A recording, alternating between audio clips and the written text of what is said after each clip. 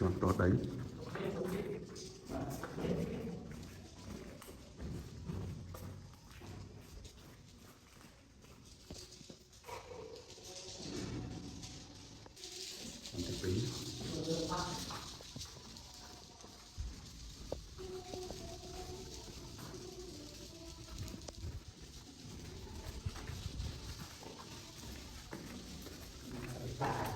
rất là mới thì giặt cái váy chọn cái váy cái này chúng ta cài phải nối bàn tầm váy cho một nguồn thái vào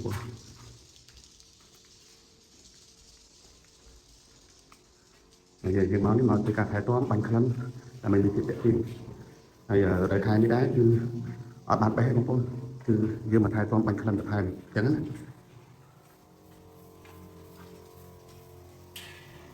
ថែមវីតាមីនឲ្យ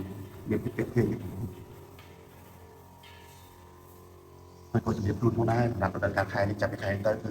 មិនមានការបេះសបុកអីណាស់ទេតែថ្មីៗមានការថែទាំ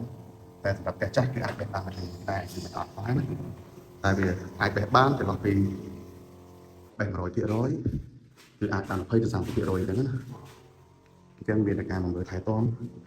យកចិត្តទុកដាក់រំពឹងខែក្រោយទៅខែក្រោយទៀតគឺមានការបេះច្រើនខែហ្នឹងពងកូនច្រើនអញ្ចឹងបេះអត់បានទេបងនោះអាធំនេះអីនេះនៅទៅពងឡើយអញ្ចឹងខែក្រោយយើងអាចបេះច្រើនណាខែនេះអត់សូវទេអញ្ចឹងយើងមកថែទាំបាញ់ថ្នាំបាញ់ក្លិនយើងមើលសលេងមើលសត្វការសត្វរស់នៅហើយមើលសបុកមើលអីមើលគ្រប់ជ្រុងជ្រោយហើយរំពឹងខែក្រោយមួយទៀតគឺណាស់បានច្រើនហើយអញ្ចឹងឥឡូវនេះវាពងកកើតបន្តកំណើតកូនបាទអាចថាទៅពងគឺពងកូនច្រើននេះបាទមកមើលផ្លែចកាយបាទដើរមើលតិចទៅផ្លែចកាយខ្លះអីអញ្ចឹងមកថាការជោគជ័យទាំងអស់ក៏យើងចូលរួមពីម្ចាស់ផ្ទះដែរឲ្យគាត់យល់ពីការថែទាំផ្ទះឲ្យគាត់ជួយមើលការខកខានដល់យើងដែរអញ្ចឹងការជោគជ័យទាំងអស់មានតែការសហការគ្នាមិនមែនចាំតែអ្នកបច្ចេកទេសទាំងស្រុងទេបងប្អូនអញ្ចឹងណាអ្នកបច្ចេកទេសជាធ្លុងមួយដែលទឹកដៃ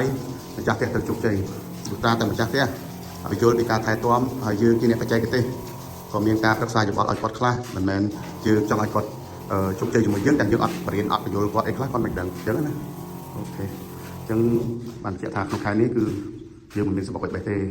ដោយតែកម្មម្ចាស់ផ្ទះគាត់លើកខាងដើមដែរមិញហ្នឹងគឺសិតតពោហើយកូនអញ្ចឹងយើងខែក្រោយទៅខែក្រោយមកទៀតបងប្អូនបាទអរគុណ